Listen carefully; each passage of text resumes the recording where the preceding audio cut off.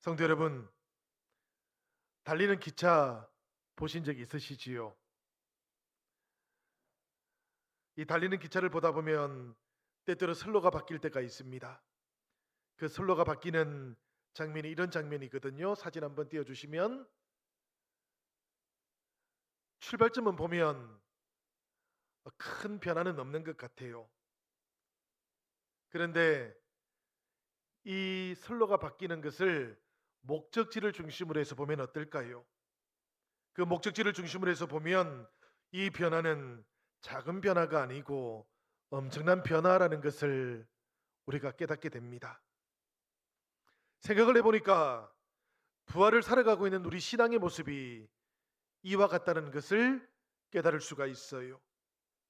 처음에는 아주 작은 방향 전환처럼 그렇게 느껴집니다. 바라보았던 것, 생각해 왔던 것들, 그 출발점을 바꾸는 것이지요. 그렇지만 이 작은 변화가 결국에는 우리 인생 전체를 바꾸어 놓는 변화의 출발점이 되는 겁니다. 골로새서 3장 1절에서 사도 바울은 이렇게 말씀하고 있지요. 그러므로 너희가 그리스도와 함께 다시 살리심을 받았으면 위의 것을 찾으라. 바울은 너희가 그리스도와 함께 다시 살리심을 받았으면이라고 말하고 있습니다. 예수 그리스도 그분의 부활에 연합한 자가 되었으면이라는 이런 말이지요. 이렇게 부활의 삶을 살아가는 자가 되었다면 이제는 땅의 것이 아니고 하늘의 것, 하늘의 생명을 찾아가는 자들이 되라고 그렇게 권면하고 있는 겁니다. 그러니까 이 말씀은 부활이라는 것이 단순한 기념일이기만 한 것은 아니라는 말씀이지요. 예수님께서 부활하셨고 우리도 예수님의 십자가에 연합되었으니 부활에도 연합한 자가 되었다는 그런 의미인 것입니다. 인생의 방향을 다르게 정할 수 있어야 된다는 그런 뜻인 것이지요. 우리가 부활절을 맞이하면 여러분, 우리 서로에게 어떻게 인사를 하십니까? 부활을 축하합니다. 오늘이 부활절 네 번째 주일인데요. 여전히 우리들은 부활절을 살아가고 있습니다. 우리 옆에 계신 분들에게 한번 인사해 주시지요. 부활을 축하합니다.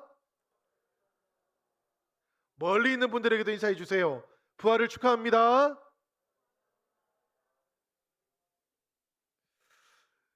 예. 우리가 부활을 축하할 때 우리들 마음속에는 사실 기쁨이 있어요. 그런데 문제가 하나 있습니다. 이 기쁨과 감격이 생각보다 오래 가지는 못한다는 거예요. 어떤 분들은 주일이 지나고 부활주일이 지나고 월요일이 되면 벌써 현실로 돌아와 버립니다. 화요일이 되면 벌써 염려를 붙잡고 있고요. 수요일이 되면 부활절 이전의 삶으로 그 사고 방식으로 다시 돌아가 버리는 것이지요. 결국 우리들은 부활을 믿고 있기는 하지만 부활이 없는 삶을 살아가게 되기도 한다는 것입니다. 그렇기 때문에 사도 바울은 너희가 그리스도와 함께 다시 살리심을 받았으면 부활의 생명을 살아가고 있다면 위의 것을 찾는 인생이 되어보라고 그렇게 권면하고 있는 것이에요. 이 말씀은 여러분 부활에 대한 교리를 말하고 있는 게 아닙니다. 다시 살리심을 받은 우리 존재의 정체성을, 우리 성도들의 정체성을 말하고 있는 것이에요. 성도들은 죽은 후에 천국에 가는 사람들이 아닙니다. 예수 그리스도 그분의 부활과 더불어서 이미 이 땅에서부터 새로운 생명을 받은 사람들이고 사망에서 생명으로 이미 옮겨진 사람들이라는 것을 기억하시기를 바라요. 그렇기 때문에 부활 신앙은 오늘 우리들에게도 이렇게 묻고 있는 것이지요. 너는 부활절 네 번째 주일을 맞이한 오늘 무엇을 바라보고 있느냐고, 그리고 무엇을 찾고 있느냐고 이렇게 묻고 있는 것입니다. 오늘 이 물음과 더불어 땅을 향하고 있던 시선이 하늘을 바라볼 수 있기를 바랍니다. 세상의 염려에 묶여 있던 우리들의 마음도 하나님 나라 그 소망을 바라보는 마음으로 변화되어지시기를 우리 주님의 이름으로 간절히 축원드립니다. 오늘 말씀을 보니까 사도 바울이 1절에서 이렇게 말씀하고 있지요. 그러므로 라는 말하고 함께 말씀을 시작하고 있어요. 이 그러므로라는 말 속에는 복음의 핵심이 다 들어 있습니다. 골로새서 1장과 2절에 주어졌던 모든 말씀들이 이 그러므로라는 말 속에 다 담겨져 있는 것이지요. 십자가와 우리 주님의 용서가 이 말 속에 들어 있습니다. 예수 그리스도의 구속하심과 부활에 대한 연합도 이 말 속에 함께 담겨져 있어요. 그렇기 때문에 사도 바울은 우리들에게 구원을 얻기 위해서 더 노력해야 된다고 이렇게 말하고 있는 것이 아닌 겁니다. 예수님의 십자가를 통해서 우리 주님의 부활에 연합됨으로 우리들이 이미 다시 살아났다고 이렇게 선포하고 있는 것이지요. 다시 살리심을 받았다는 것은 내가 한 일이 아니라는 뜻인 겁니다. 주님께서 십자가에 달리시기 전 우리들은 이미 죽어 있었고 이미 무너져 있었기 때문입니다. 그런 우리들에게 주님께서 찾아와 주셨고 주님께서 우리들을 십자가 위에서 그리고 부활 속에서 우리들을 연합시켜 주셔서 우리가 주님이 부활할 때 우리들도 함께 일어나게 되었던 것이지요. 이것이 부활 신앙의 출발점인 겁니다. 하나님께서 우리들의 인생 가운데 새로운 길을 열어주셨고 나의 선로, 우리들의 선로를 다시 바꾸어 주신 것입니다. 여러분, 삭개오를 한번 생각해 보시지요. 사실은 삭개오가 우리의 인생과 참 닮아 있습니다. 삭개오는 예수님을 만나기 전에 자기 방식대로만 살았던 사람이에요. 돈을 붙잡았던 사람이고 이 돈이 자기 인생을 변화시켜 줄 거라고 그렇게 생각했던 사람이었습니다. 그런데 여러분, 돈을 모으고 난 다음에 삭개오에게 어떤 일이 있었습니까? 돈을 모았는데도 불구하고 어떤 사람도 이 삭개오의 인생을 인정해 주지 않았던 것이지요. 심지어는 자기 자신조차도 자기 인생이 성공한 인생이라고 그렇게 생각되지를 않았던 겁니다. 그런데 바로 그때 주님께서 이 삭개오에게 찾아와 주셨던 것이지요. 그의 이름을 불러주셨고 그의 집에 머물러 주셨던 겁니다. 주님께서 찾아오시고 우리 주님의 은혜가 임할 때에 삭개오의 인생이 그때 비로소 달라지기 시작한 거예요. 예수님께서 이 삭개오에게 도덕이라든지 윤리를 가르친 것이 아닙니다. 빼앗긴 것이 있으면 먼저 배상해 주라고 그렇게 요구하셨던 것도 아니었어요. 주님은 삭개오를 먼저 찾아와 주셨고 그의 이름을 불러주셨고 그의 집에 머물러 주셨을 그때에 삭개오가 주님을 향해서 내 소유의 절반을 가난한 사람들에게 나누어 주겠다고, 누구의 것이든지 속에서 빼앗은 것이 있다면 내 값줄로 갚겠다고 그렇게 고백을 하게 되었던 것이지요. 그러니까 삭개오는 변화되어서 구원받은 것이 아니고 구원받았기 때문에 변화가 된 겁니다.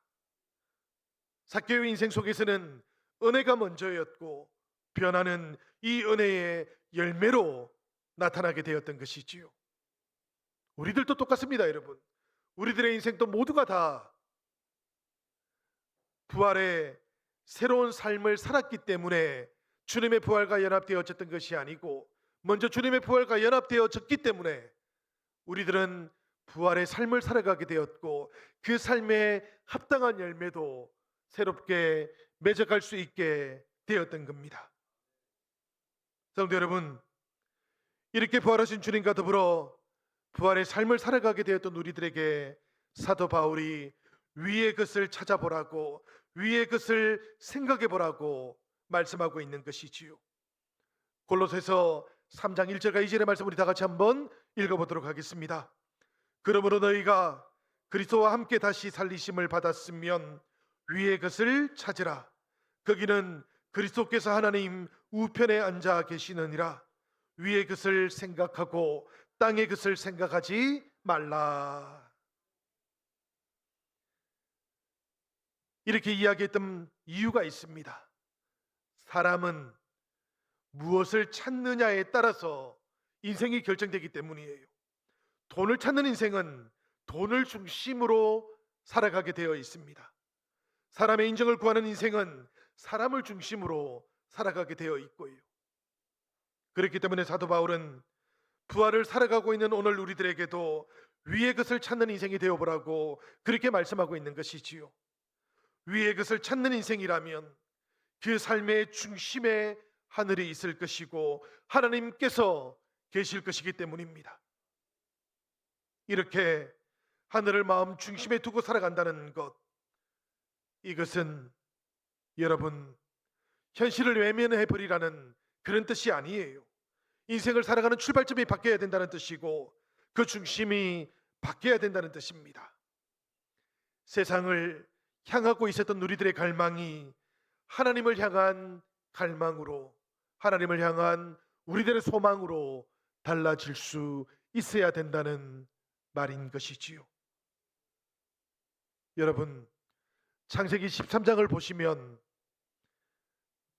아브라함이 나오고 롯도 나옵니다. 두 사람 다 하나님의 축복을 받았어요.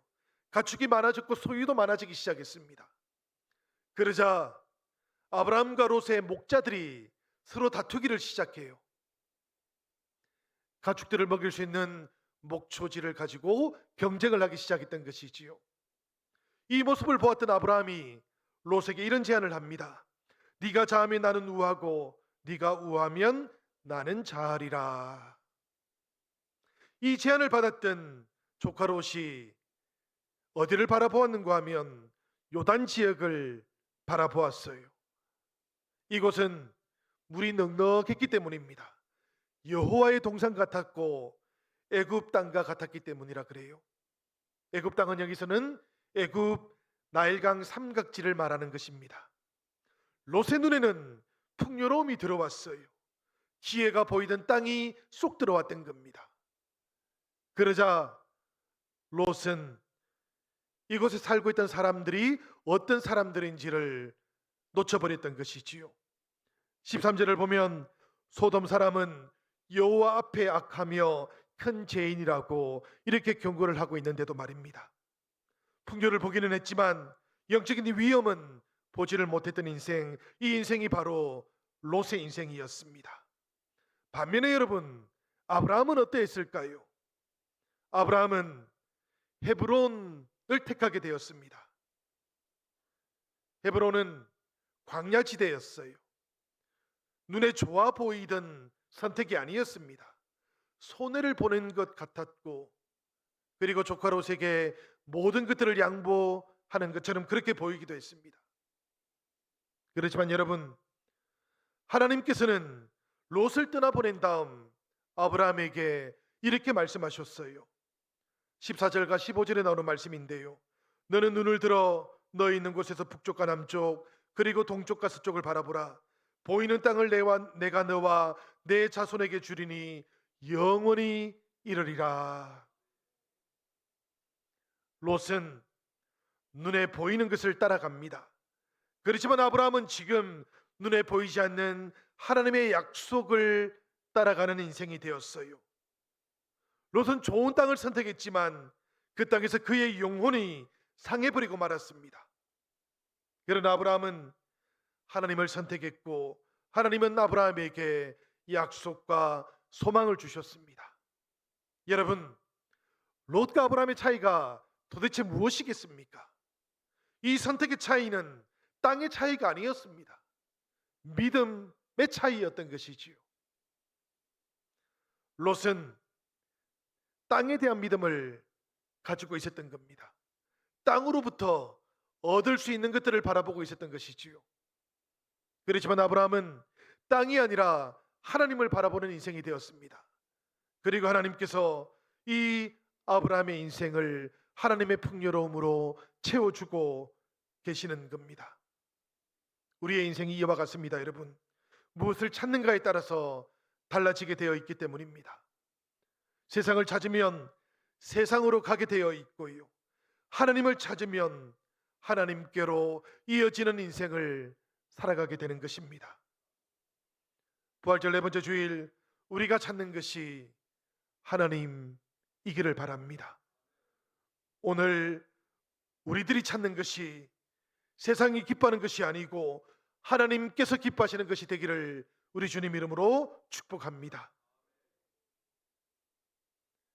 이렇게 사도 바울은 위의 것을 찾으라고 말한 다음에 다시 한번 강조해서 말하고 있지요. 위의 것들을 생각해 보라고. 위의 것을 생각한다는 것은 우리의 인생에 대해서 해석을 달리 해보라는 말입니다.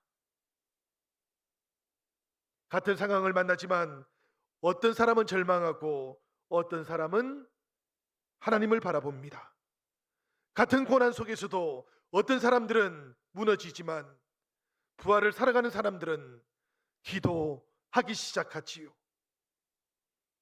상황이 차이를 만들어가는 것이 아니고 인생을 대하는 우리들의 생각이 차이를 만들어가는 것입니다. 부활을 믿고 부활을 살아가는 사람들은 세상을 다르게 해석할 줄 아는 사람들인 것이지요.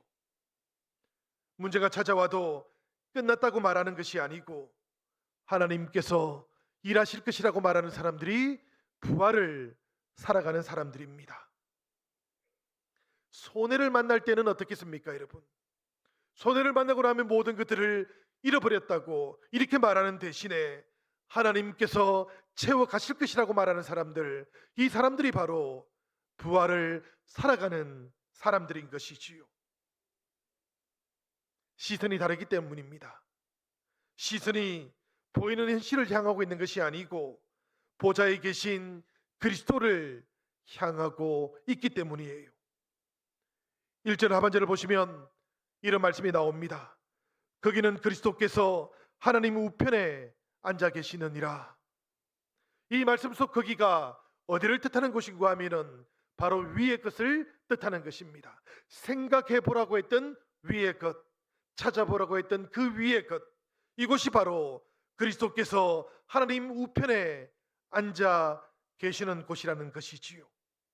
이 말씀은 부활하신 주님께서 지금도 이 땅을 다스리시고 우리들을 다스리고 계신다는 그런 의미인 겁니다.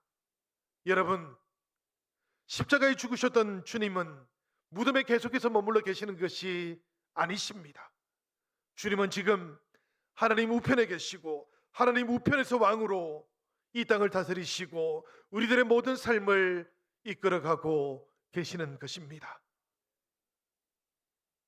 여러분, 바벨론으로 끌려갔던 다니엘을 떠올려 보시기를 바라요.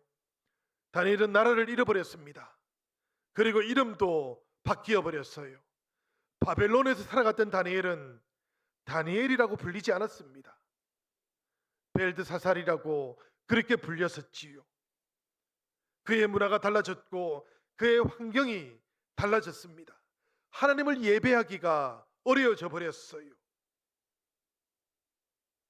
그런데도 다니엘은 이 바벨론 땅에서 자신의 마음을 정하기 시작했습니다. 기도하며 사자굴에 던지겠다고 했던 그런 조서가 내려왔을 때에도 다니엘은 예루살렘을 향해서 창문을 열었고 그리고는 하나님께 기도하기를 시작했지요. 환경은 달라졌지만 다니엘의 시선은 바뀌지 않았고 그의 마음도 흔들리지 않았던 겁니다. 몸은 바벨론에 있었지만 다니엘의 마음만큼은 하나님께 있었던 것이지요. 제 생각에는 이 다니엘의 삶과 믿음이 바로 위의 것들을 생각했던 삶이었고 믿음이었던 것 같습니다. 사랑하는 성도 여러분, 위의 것을 생각한다는 것은 현실을 부정하라는 말이 아닙니다. 현실보다도 더 크신 하나님을 신뢰하라는 그런 뜻이에요. 문제를 외면하는 삶이 아니고 이 문제들보다 더 위에 계신 그 주님을 내 삶 가운데에서도 신뢰하고 인정해 보라는 그런 말씀인 것입니다. 이렇게 말했던 이유가 있지요. 3절 말씀을 보시기를 바랍니다. 이는 너희가 죽었고 너희 생명이 그리스도와 함께 하나님 안에 감추어졌음이라. 이 말씀 속 너희가 죽었다는 말은 우리의 옛자아가 예수 그리스도의 십자가 죽으심과 더불어 끝을 맺었다는 그런 말씀입니다. 제가 지배하던 삶, 세상의 평가가 내 가치를 결정하던 삶은 끝나게 되었고 세상에 대해서 우리들은 죽은 자가 되었다는 그런 뜻인 것이지요. 갈라디아서 6장 14절에 나오는 말씀이기도 합니다. 우리 다 같이 읽어보도록 하시지요. 그러나 내게는 우리 주 예수 그리스도의 십자가 외에 결코 자랑할 것이 없으니 그리스도로 말미암아 세상이 나를 대하여 십자가에 못 박히고 내가 또한 세상을 대하여 그러하니라. 내가 세상에 대해서 죽은 것처럼 세상도 이제는 나에 대해서 십자가에 못 박히게 되었다고. 그러니까 여러분, 부활을 살아가는 사람들은 조금 달라진 이런 사람들이 아닌 것이지요. 그들은 그리스도의 십자가 안에서 그리스도의 부활과 더불어 살아난 사람들이 되었다는 것입니다. 그들의 인생, 제가 주인이 아니고 우리 주님께서 주인된 삶으로 변화되어지기 시작했다는 것이지요. 이 인생을 가리켜서 부활 생명이라고 부릅니다. 이 인생을 가리켜서 성경은 새 생명이라고 그렇게 부르고 있어요. 하나님은 예수 그리스도의 십자가 부활 사건 속에서 우리들을 이전과는 다른 생명으로 재창조하고 계시는 것입니다. 그래서 사도 바울은 우리의 부활 생명이 하나님 안에 감추어져 있다고 이렇게 표현하고 있는 것이지요. 감추어졌다는 말은 사라져 버렸다는 그런 뜻이 아닙니다, 여러분. 하나님 안에서 보호를 받고 있다는 이런 뜻이에요. 믿음으로 살아가는 삶, 부활 생명으로 살아가는 삶이 손해보는 삶처럼, 때로는 어리석은 삶처럼 이렇게 보일 수도 있겠지만 사도 바울은 우리들에게 이 성도의 생명은 하나님으로부터 보호를 받고 있는 생명이라고 그렇게 말씀하고 있는 겁니다. 여러분, 우리들은 그러하기 때문에 위의 것들을 찾는 인생인 것이고 위의 것들을 생각하는 그런 인생으로 살아갈 수 있게 되었던 것이지요. 애굽에 팔려갔던 요셉이 있습니다. 저는 이 요셉의 인생을 가만히 생각해 보면 끝없이 밑으로 추락했던 인생처럼 그렇게 보여요. 형들에게 미움을 받아가지고 구덩이에 던져졌고요. 그 다음에는 이 형들의 손에 팔려가지고 노예가 되어버리지 않습니까? 애굽에 팔려간 다음에는 누명을 쓰고 감옥에 갇힌 인생이 되고 말았습니다. 그 감옥 속에서 꿈을 해몽해 준 다음 풀려날 수 있는 기회가 생겼는데도 불구하고 그 감옥에 함께 갇혔던 사람들 요셉을 까맣게 잊어버립니다. 우리들은 이 요셉의 인생이 하나님으로부터 보호를 받았고 하나님의 인도함을 받았던 인생이라고 기억하고 있지만 이 요셉의 인생 가운데서 하나님을 빼고 보면 요셉의 인생은 끝없이 추락했던 인생이었다는 것을 우리가 깨달을 수 있게 됩니다. 성도 여러분, 그런 요셉의 인생 가운데 하나님께서 찾아와 주셨던 것이지요. 끝없이 추락하고 있었던 그 요셉을 하나님께서 사람들을 살리는 하나님의 손이 되도록, 하나님의 도구가 되도록 그렇게 인도해 주었던 겁니다. 그래서 요셉은 이렇게 형들 앞에서 고백할 수 있게 되었지요. 형님들은 나를 해하려고 했지만 하나님은 그 모든 것들을 선으로 바꾸셨습니다. 여러분, 이것이 하나님 안에 감추어져 있던 부활 생명의 능력인 것입니다. 사람은 해하려고 하지만 하나님은 선으로 바꾸어 가시는 것, 현실은 닫혀져 있지만 우리의 인생의 모든 길을 여시는 분, 그분이 바로 부활의 하나님이시라는 것을 기억하시기를 바랍니다. 그래서 바울은 이렇게 고백을 해요. 우리 생명이신 그리스도께서 나타나실 그때에 너희도 그와 함께 영광 중에 나타나리라. 이 말씀을 보니까 여러분, 사도 바울은 예수 그리스도를 단순히 우리들의 도움이라고만 표현하고 있지는 않습니다. 바울이 그리스도를 가리켜서 무엇이라고 표현하고 있습니까? 우리 생명이라고 이렇게 표현하고 있는 것이지요. 사도 바울이 이렇게 표현했던 이유가 아주 분명히 있습니다. 골로새 지역을 살아가고 있던 성도들, 그들은 자신의 생명이 주님이 아니고 다른 것이라고 생각을 해버렸기 때문이에요. 뜨겁지도 않고 차갑지도 않은 그런 인생을 살아가고 있었기 때문이었습니다. 그들을 향해서 우리 주님이 우리의 생명이라고 이렇게 표현하고 있는 것이지요. 성도 여러분, 오늘 우리들은 어떻습니까? 주님이, 부활의 주님이 우리의 생명으로 고백되고 계시는지요? 때때로 우리들은 세상이 우리의 중심인 것처럼 그렇게 살아갑니다. 때로는 우리의 자녀들이 중심인 것처럼, 내 생명의 터전인 것처럼 그렇게 살아가고 있기도 합니다.